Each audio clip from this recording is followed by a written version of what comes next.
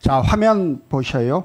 지난 8월 28일 법률신문에 보도된 긴박했던 7월 8월 대법원장 후보자 지명 막전 막후라는 제목의 기사예요. 이 기사 보셨어요? 예, 봤습니다.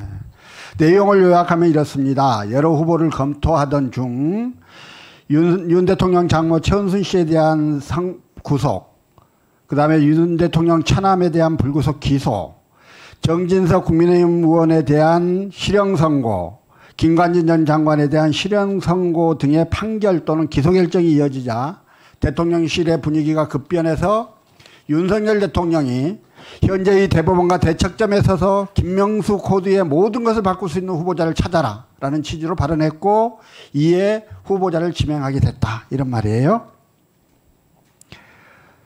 어떻게 생각하세요? 저는 저 신문을 읽고 소설이라고 생각했습니다. 아, 예. 자, 만약에 말입니다.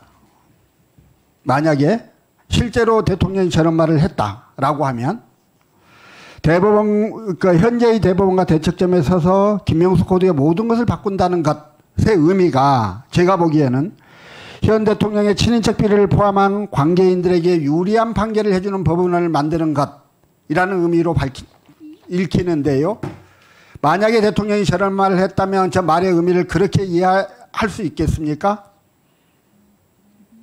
예, 뭐 그렇게 기사 내용은 그런 취지로 읽을 수도 있을 것 같습니다. 자, 후보자는 대법원장 지명 전에 대통령 또는 대통령실이나 정부 관계자와 법원의 변화 방향에 대해서 논의해 본 적이 있습니까? 전혀 없습니다.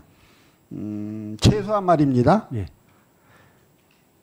후보자를 이러이러한 분이라고 알아서 이러이러한 취지에서 적격자로 판단했다, 이런 말은 들은 적이 있습니까? 없습니까? 그런 말 들은 적 전혀 없습니다. 막무가내로 대법원장 후보자로 지명됐습니다, 인사검증 하겠습니다, 바로 그러던가요? 전화해서? 아니, 처음 그거는 취지 내용 전혀 설명하지 않았습니까? 그냥 저 후보자로 하는데 대법원장이라고 왜 저를 왜 말씀은 안 시키세요? 하시고. 그런 말을 안 물어봤습니까? 예? 왜 저를 결정하셨는지 그런 것도 안 물어보셨어요?